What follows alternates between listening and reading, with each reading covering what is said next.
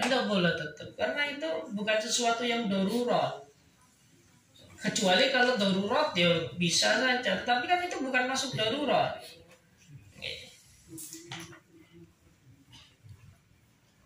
Itu ranahnya ranah istighfar itu tadi. Wudu istighfar wis. Iya. Ajarannya gara-gara tatoan orang sholat.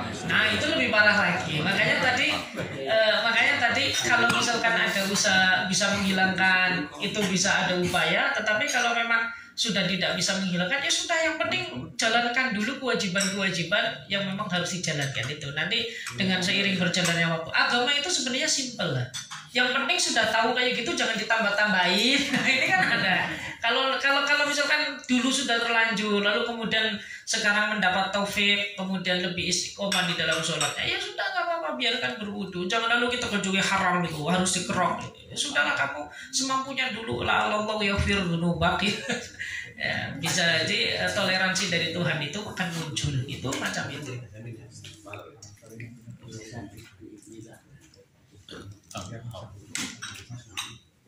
Oke, monggo mbok pilih wonten malih. Kalau sudah tidak ada, saya cukupkan sampai di sini. Semoga bisa memberikan kemanfaatan kepada kita semuanya. Wassallallahu ala sayyidina Muhammadin nabiyil ummi wa ala alihi wasallam. Walhamdulillahirabbil alamin. Assalamualaikum warahmatullahi wabarakatuh. Tanah lapang, bukan di dalam tanah milik. Jadi tanah yang memang di situ nggak ada status kepemilikannya. Kalau sekarang mungkin sulit, tapi kalau zaman dulu kan ada. Kalau sungai sudah jelas, karena sungai itu ketentuan agama itu tidak bisa dimiliki oleh perindividuan. Meskipun itu lewat di pekarangan panjang, ini sungai saya, nggak bisa. Ya, karena itu adalah kemanfaatan umum yang tidak bisa dikuasai oleh individual. Ya, kecuali kalau sumberan itu muncul di tanah milik sendiri. Ini namanya meskipun tidak bisa dimiliki, tetapi dia punya hak untuk tarafuk lah, atau hak ribqah itu. Kalau yang di masjid yang susahnya kan masuk masjid kadang-kadang kotor, entah itu tahu-tahunya ada sandal, kadang-kadang dipakai, entah punyanya siapa, itu kan termasuk golongan dosa gitu. Oh iya, tapi mbok sendal jepit gue disediakan masjid. Tapi umumnya kalau di masjid kayaknya boleh lah, asal sendalnya jepit. Sendalnya yang dipakai sendal mahal, nggak boleh kena air, sendal kulit panjenengan pakai untuk wudhu. Itu yang punya ini ngorong-ngorong. Itu beda. Makanya tadi gosok itu kan yang memang jelas keharamannya. Kalau kita tahu betul kalau orang ini dipinjemin nggak boleh. Begitu pula ketika kita ragu kira-kira ini mengizinkan atau tidak ya kalau dipinjemin, ini nggak boleh. Tapi kalau kita sudah yakin dengan adanya tanda-tanda tertentu, ini biasanya gimana terus? Ini biasanya orang ini kalau dipinjemin boleh. Itu berarti sudah tidak masuk kategori gosok lagi.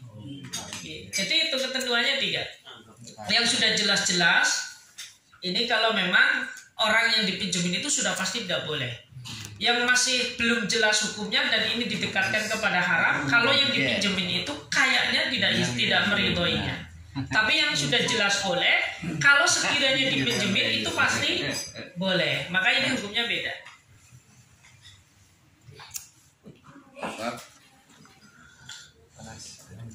Ya, silakan. Ustaz. Monggo Wajib. Mohon izin bertanya, tadi dijelaskan bahwa istilahnya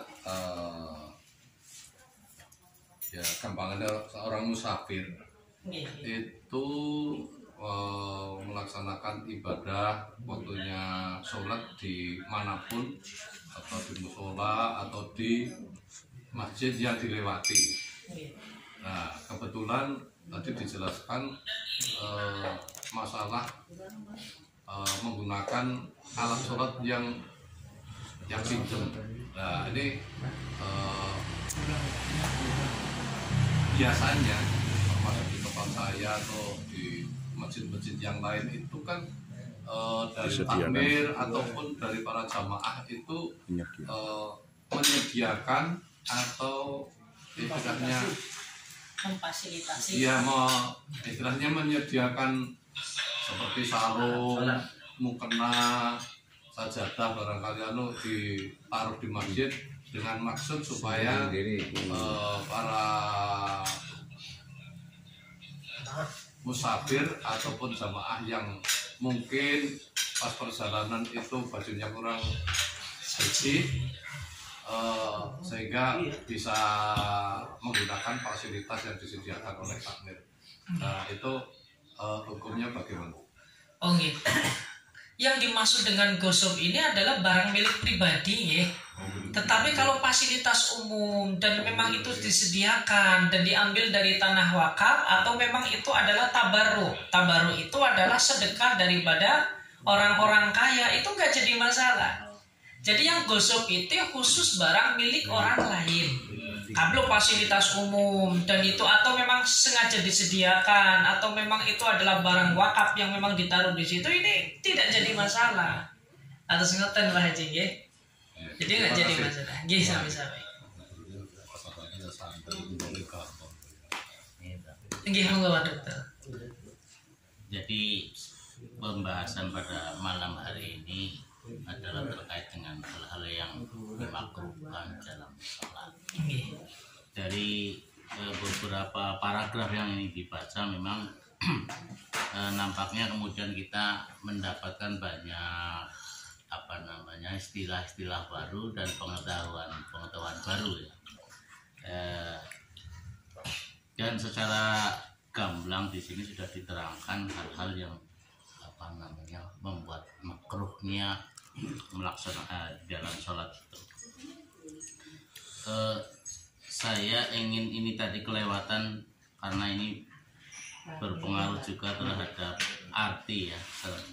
Ini tadi kata waktu yang paragraf pertama waktu disabida di sini, kemudian ada wa nadhrun nahwa sama'in mimma yulhi itu apa tadi? Dari sesuatu yang bisa menghilangkan fokus kita. Oh, ya, lahun itu kan main-main. Kalau dalam bahasa sederhananya ya menghilangkan fokus kita. Kan ada mobil lewat ngintip mobil. Itu kan yulhi. Makanya di sini bahasanya nahwa. Seperti itu kan gambaran dulu kan orang sholat di masjid itu kan nggak ada atapnya. Masjid-masjid Timur Tengah kan nggak ada atapnya kan. Paling dilihat ya langit gini sampai menghayal, ada burung. Artinya di sini bahasa mimma yulhi ini menjadi kunci ya. Kuncinya mimma yulhi. Selama kemudian tidak menjadi hilang fokus kan berarti nggak jadi masalah. Nah, iltifaq itu sendiri kan tadi sudah diterangkan menolak yang tentunya yang berlebihan ya, kemudian lebih dari 3 gerakan malah membatalkan. Dan ini ada yang cukup menarik ini di sini adalah juga nadrun nahwa sama'in. Kalau dulu mungkin gambarannya masjidnya tidak beratap ya, jadi mungkin dia betul-betul melihat ke langit. Kalau ini kan nahwa sama'in ya, mungkin kalau di masjid kita berarti melihat ke atas ya. Plafon, lampu indah, kaligrafinya dibaca.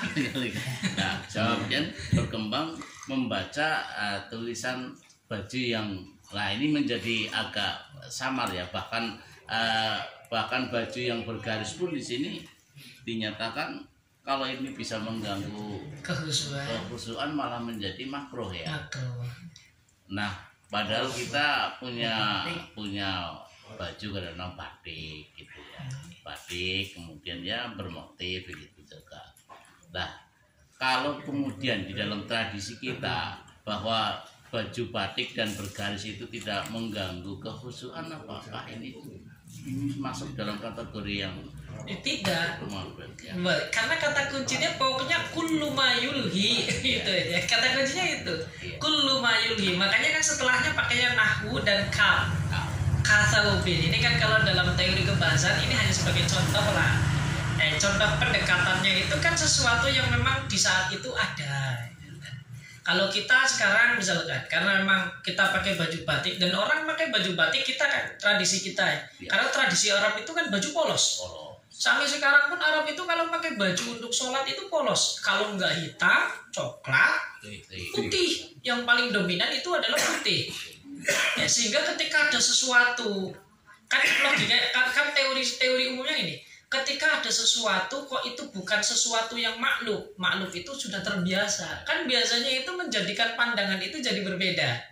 Tetapi kalau kita yang memang sudah terbiasa beragam, maka melihat batik pun dia biasa, kelambiannya tulisannya ya ora kuaca, ya ini maka nggak jadi masalah. Makanya di sini kata kuncinya adalah kullu ma yulhi.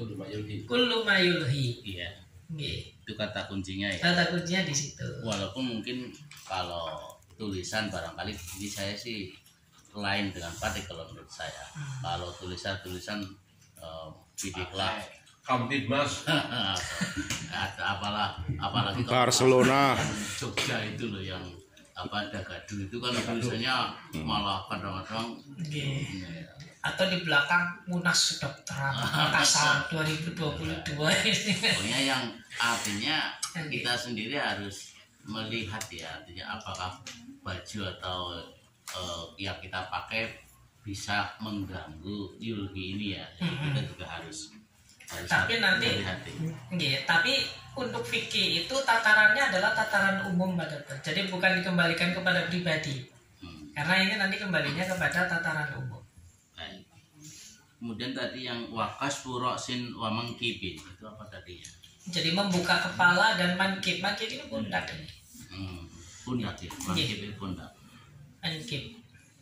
Membuka kepala itu bagaimana? Maksudnya Tidak memakai peci lah Mas itu. Pelontosan. Oplosan, sholat semacam ini itu makruh. Itu makruh itu, masih nggak pakai peci itu.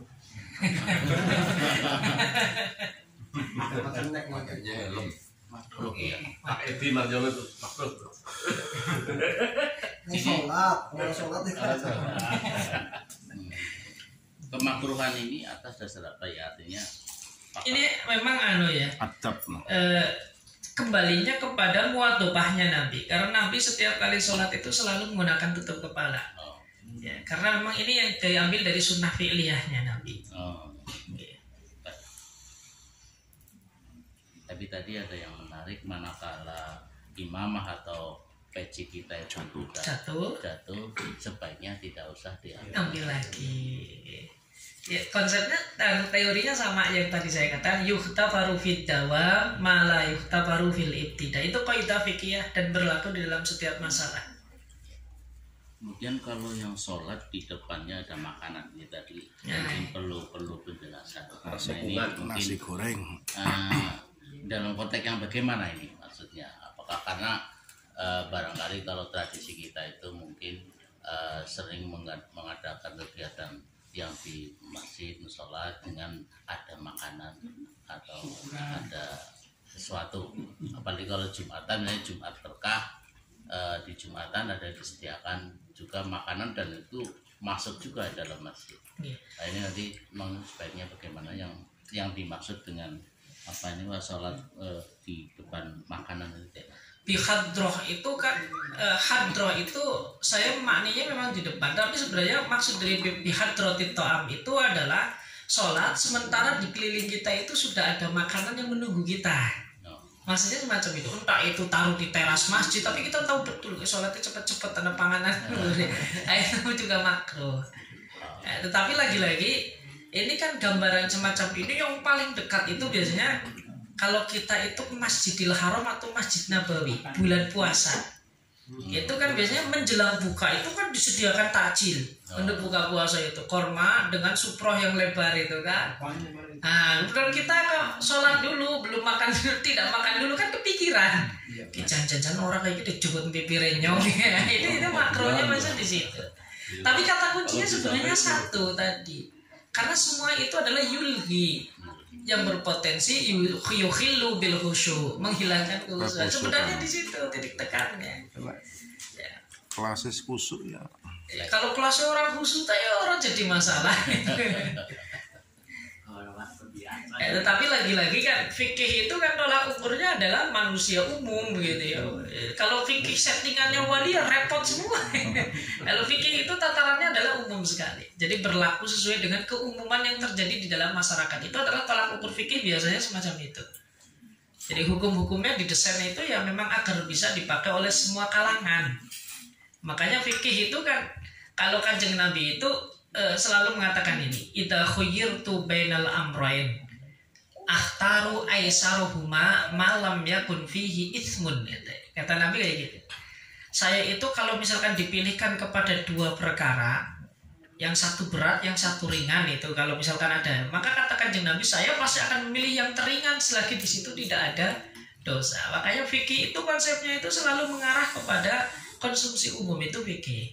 Beda kalau tasawuf itu nanti konsumsinya sedikit berat gitu. Tapi kalau fikih itu enggak, prioritasnya itu adalah umum, itu berlaku kepada fikih itu bersifat umum dan bisa dipakai oleh semua kalangan. Gitu. Ya, kayak hukumnya biasanya ya ringan-ringan itu fikih sebaiknya yang ringan-ringan, yang berat-berat itu ya enggak usah dipraktekkan. Kecuali kalau levelnya naik. Oke. Terima kasih. Iya, atur suwun Pak. Nonton malih. Monggo sebelah, silakan barangkali ada yang mau bertanya. Panglima. Monggo. Masalah makruh ini yang dari Pondok Rendang yang pakai pakaian itu Pak, atau sarungnya ada namanya atau tulisannya. Itu yang kena makruh itu yang pakai atau yang kita yang pakai? Dua-duanya. Dua-duanya. Makanya fi thawbin muhattatin au ilaihi au alaihi. Semuanya kena. Fi ila ala. Jadi kalau fi itu yang memakai, ila itu yang tidak memakai tapi melihat, ala itu yang menjadikan alas. Dua-duanya. Ya, jadi itu sama. Tapi kalau di belakang kita enggak itu ya, enggak pakai, tapi kan dapat lihat kan itu sarung tulisan di bawah itu. Sama enggak. Itu makruh. Sementara nggak boleh merem ya Pak ya? Iya, merem nggak boleh Pak, benar. Merem kemarin kan sudah dibahas nih, kita masuk makruh juga merem.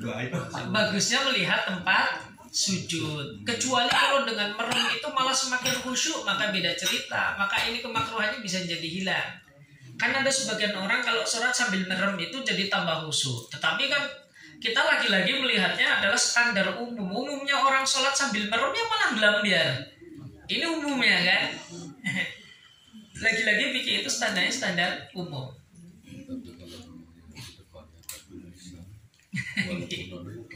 Jadi makruh lah gitu. Ya jangan lihat sarung, lihatnya sajadah. Ya, tetapi ya kalau gambar-gambar itu kan biasanya tidak lah kita karena saking terbiasa biasanya mau gambar Ka'bah, gambar apa itu tidak berpengaruh. Kecuali kalau ekstrim misalnya sajadahnya gambarnya bunga-bunga itu kan. Ya. Tapi tataran umum kan kalau saya lihat kalau sajadah itu tidak berpengaruh memang. Ya, karena itu sesuatu yang maklum. Sudah terbiasa akhirnya ketika berjalan secara terus menerus akhirnya kan tidak menimbulkan pengaruh. Ya, contohnya kayak tadi kan baju batik ya. Orang Indonesia kan ketika melihat baju warna-warni itu adalah hal yang biasa karena memang sudah terbangun itu. Jadi orang memandang itu kan tergantung bangunan pikirannya seperti apa. Karena memang bajunya memang biasa batik ini, jadi kita melihat yang bervariatif semacam itu sudah menjadi kebiasaan kita. Kalau dalam bahasa Arabnya ini sudah jadi ma'luf. Jadi ya sudah kayak biasa saja. Berbeda kalau panjenengan ke Arab itu kan baju itu ya warnanya satu, putih semua. Kalau yang perempuan hitam semua. Makanya kalau ada salah satu orang memakai baju batik ini kan sesuatu banget gitu. Itu aneh gitu. Karena sudah bukan makhluk lagi. Nggih monggo Pak. Tadi kaitannya dengan menahan hadas Pak. Menahan hadas tapi sesudah takbiratul ihram. Jadi dalam prosesi sholatnya ya. Itu mungkin pada pelaksanaan sholat rakaat pertama, kedua, ketiga lolos. Tapi pada saat rakaat terakhir yang keempat itu terjadi wis ditahan banget nih kepeksa lentut. Nah ini bagaimana keabsahan sholat tersebut dan bagaimana kaitannya dengan pahalanya? Oh, kalau sudah kentut di akhir itu Bapak sholatnya batal. Batal dan panjenengan haram untuk meneruskan. Terus di out kan. Ya out panjenengan keluar permisi. Sekarang status sholatnya gimana? Sholat yang batal itu tidak bisa diteruskan. Jadi panjenengan ketika batal wudu yang mulai dari awal lagi, jangan lalu mau iso ditoro yang kedua rakaat kedua yang lanjut mboten. Ada memang pendapat yang mengatakan bana alaiha ada, tetapi ini doib. Yang utama itu bukan bana alaiha tetapi ibtada'a lagi, bada'a bisolati. Jadi mulai sholat lagi. Termasuk sebelum misalnya pada saat salam kemudian tentu juga harus diulang sholat. Salamnya salam yang keberapa? Salam terakhir, assalamualaikum gitu. Salam yang kedua atau yang pertama?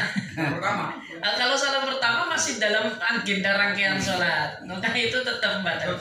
Kecuali kalau assalamualaikum warahmatullah, duduk, nah sudah selesai macam itu tidak membatalkan sholat. Kalau diteruskan, ada yang mengatakan membatalkan, ada yang mengatakan tidak. Kemarin kan sudah dibahas itu ya. Bahkan kemarin ada yang mengatakan itu membatalkan, tapi ada yang mengatakan tidak karena salam yang kedua itu hanya bagian daripada kesunahan.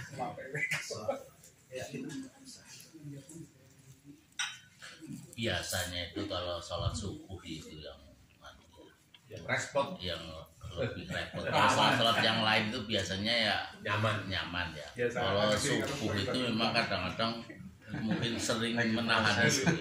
Kadang-kadang karena waktu bangun kemudian belum sempat BAB ya otomatis metabolisme itu kadang-kadang butuh. Memang biasanya waktu subuh itu. Tapi memang betul, saya itu hampir setiap subuh. Jadi sudah wudhu mau berangkat sampai gerbang kentut balik lagi. Pernah sampai sudah sholat 2 sunnah itu tinggal nunggu komat nggak tahan pulang. Itu memang sering gitu kalau sholat subuh betul. Itu sholat subuh.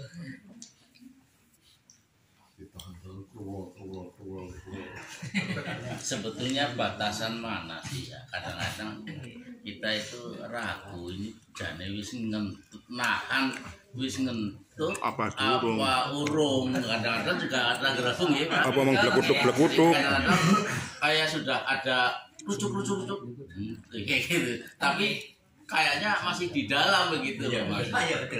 Lah itu apakah yang lebih baik udahlah ini saya daripada ragu-ragu batal atau bagaimana ini mungkin karena ini kan masih di ranah fikih ya jadi nanti itu disebutkan di dalam hadis memang betul. Jadi kata kuncinya itu 2 indikatornya. Hadisnya saya cari dulu, indikatornya 2. Suara sama bau. Hatta tajida sautan aurihan. Nah, itu 2. Nah, itu redaksi hadis itu man. Jadi ngerasake. Itu ketika kita merasakan sesuatu baik di kubur atau dubur kita, itu maka yang menjadi indikator apakah ini membatalkan wudhu atau tidak itu 2 itu tadi. Ya, sampai kita mendengarkan adanya suara atau mencium bau atau kita mencium baunya. Itu 2 indikator. Dan ini hadis ini ya. Lah ini hadisnya ada nih. Saya bacakan. jadi kayak ngentutin itu hadisnya adalah hadis daripada Abdullah bin Zaid bin Asim al-Mazini radhiyallahu anhu. Ya, pernah suatu ketika syaka ila Nabi sallallahu alaihi wasallam ar-rajulu, kemudian yuhayyalu ilaihi annahu yajidu say'an fi sholati. Jadi dia bingung apakah saya menemukan sesuatu atau tidak. Kemudian Nabi menjawab, la yansharif hatta yasma'a sautan aw yajida rihan. Muttafaqun alaih. Bukhari Muslim. Jadi indikatornya 2. Sampai mendengarkan adanya suara atau mencium bau. Kalau tidak mendengarkan suara dan tidak mencium bau, lanjut saja. Iya. Ragu-ragu oke lanjut jangan perlu-perluan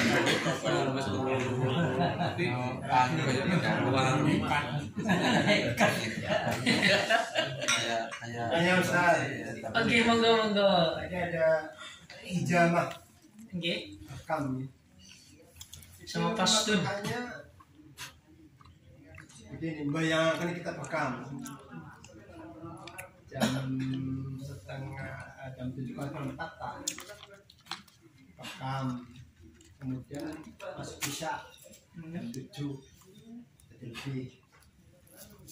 Nah, apakah selesai bekam nggak boleh atau dimakruhkan sholat atau nunggu berapa menit atau berapa jam untuk lepas dari hukum makruh? Oh, ini maksudnya bekam di dalam masjid.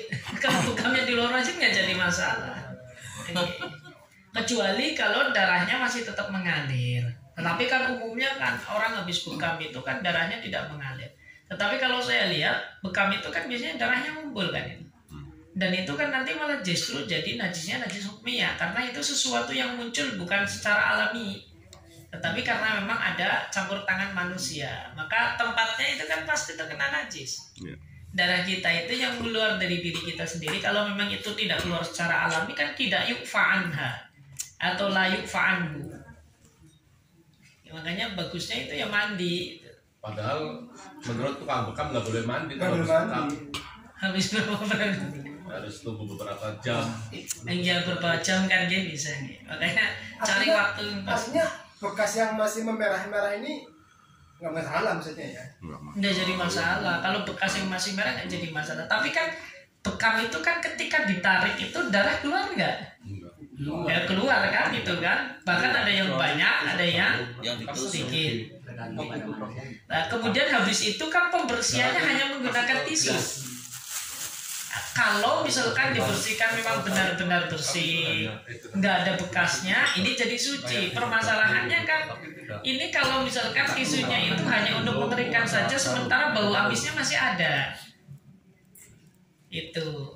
Jadi bekas mutanajisnya masih adanya di situ. Kalau saya melihat dari proses bekam loh, panjenengan misalkan bekam 11 titik, 13 titik, 17 titik, biasanya sih umumnya orang berapa ya kalau di badan? Berapa tingkat ke 17 gitu. Kalau kepala kan maksimal, kalau faset itu di kepala itu maksimal nggak bisa nyampe berapa ya, 7 atau apa, saya lupa lah, ada batas maksimalnya. Tapi umumnya 1, kalau enggak 2 gitu. Atau 2 kanan kiri. Kemudian tadi itu ada, setelah itu ada raf'u sautin. Nah ini batasannya apa ya? Raf'u sautin ya sama, ini mengangkat ini yang keluar daripada batas adat itu. Adat itu yang memang kalau misalkan itu ngangkat itu dianggap orang ini adalah berlebihan. Tapi selagi masih dalam tataran adat ini kan berarti kebiasaan kita berkomunikasi dengan orang secara umum, maka itu masih belum makruh. Oh, artinya raf'u sautin ini dalam konteks ketika kita melakukan pembicaraan di dalam masjid begitu ya. Atau lain sebagainya. Yang penting ini di atas tataran daripada sesuatu yang normal lah deh, di atas batas normal kita semuanya kan. Makanya kan nanti melihat ada orang yang memang gaya bicaranya itu gaya bicara tinggi, ada orang yang memang gaya bicaranya itu yang memang sejak lahirnya rendah gitu kan. Maka kalau macam itu orang yang gaya bicaranya rendah tiba-tiba suaranya kok ngangkat tinggi, makruh. Orang yang gaya bahasanya tinggi kemudian ya biasanya kalau ngobrol memang semacam itu, ini nggak jadi masalah. Tetapi dalam tataran kuncinya itu sebenarnya di sini juga sama, karena ini nanti bisa yusawis hoirohu. Yusawis itu maksudnya mengganggu orang lain. Ya, ini baik pembicaraan, membaca Al-Quran, kemudian membaca zikir dan lain sebagainya. Ini kata kuncinya adalah yushawis al-musolli. Ini kata kuncinya. Tetapi kalau yang kembali kepada pribadi, kata kuncinya adalah yulhi. Jadi kemakruhan yang kembali kepada pribadi, ini kata kuncinya adalah yulhi. Kalau memang ini menghilangkan khusyuan atau menghilangkan fokus dalam sholat. Kalau yang kaitannya dengan orang lain, ini kata kuncinya adalah mimma yushawwis ghairahu, yushawwisu ghairahu. Syawwasa yushawwisu, pokoknya menghilangkan concern orang lain. Sudah iqomah ngobrol. Nah, itu kan yushawwis ghairahu. Ini imamnya kadang-kadang nunggu selesai ngobrol. Orang rampung-rampung ngobrol. Ya Allah. Karena mulai tanggal itu apa sih ngobrol nah ini Mas. Ngoten. Jadi kalau yang kaitannya dengan orang lain yushawis khairu. Hanya tak Nggih, monggo. sama kaitannya dengan lupa. Nggih. Saya sering sholat itu lupa. Lupa napa itu? Rakaatane. Oh, lupa rakaat. Apa ketiga, apa keempat. Solusinya milih yang mana? Yang kedua, bagaimana kalau tubuh itu ditato, itu hukumnya seperti apa? Apalagi kalau tatonya itu dekat dengan alat vital. Yang pertama itu ketika kita ragu 3 atau 4, kita ngambil yang yakin. Yang yakin itu bilangan yang paling sedikit. Ragu 1 atau 2, ngambil 1. Karena 2 pasti lewati 1. Tapi kalau ngambil 2 belum tentu kita melaksanakan 2 rakaat. Dan jadi ngambilnya harus yang yakin. Al yakin la yuzalu bisyak. Kita ngambilnya yang yakin. Yang yakin itu adalah bilangan yang paling sedikit. Panjenengan misalkan ragu 3 atau 4, ngambilnya 3. Tapi nanti setelah salam, sebelum salam kita disunahkan sujud sahwi untuk menambali keraguan yang ada di dalam sholat. Itu yang pertama. Kemudian yang kedua, tato. Tato ini kan macamnya banyak. Ya, sebenarnya berbicara tentang ini sah atau tidaknya, ini kembalinya lebih ke arah wudu kalau tato itu. Ya, kalau tato yang tembak itu, yang tertancap di dalam kulit itu, ini hampir mayoritas ulama mengatakan kalau ini menghalangi sampainya air ke dalam kulit. Karena itu ada zatnya. Bukan bekas lagi, itu memang ada airnya kan. Kalau orang tato, ini namanya tato apa sih yang pakai mesin alat itu? Permanen. Tusuk-tusuk. Tusuk-tusuk itu kan warnanya kan ada. Dan variasi warna yang bervariatif itu menunjukkan kalau zatnya itu ada. Keberadaan zat itu yang bagaikan cat yang ada di atas kulit, dan itu menghalangi air sampai ke dalam kulit. Itu semacam itu. Ini semuanya di dalam anggota apapun ya. Kalau tidak di dalam anggota wudhu, berarti ini kaitannya nanti ketika mandi besar. Kalau berada di dalam anggota wudhu, berarti nanti kaitannya ketika wudhu. Dan tinggal kita tarik saja. Kalau sholat tanpa ada wudhu yang sah, maka sholatnya jadi tidak sah. Ini secara umum. Namun nanti di situ ada pengecualian tertentu. Misalkan ini orang sejak dulu itu nggak kenal sholat, ya tiba-tiba dia sadar betul kalau sholat itu wajib. Maka kita lihat, ya kalau bisa dihilangkan terlebih dahulu tato tersebut. Ini kalau bisa kan. Sakit lah masangnya saja berani, masa ngilangnya tidak berani gitu kan. Itu semacam itu. Ngaten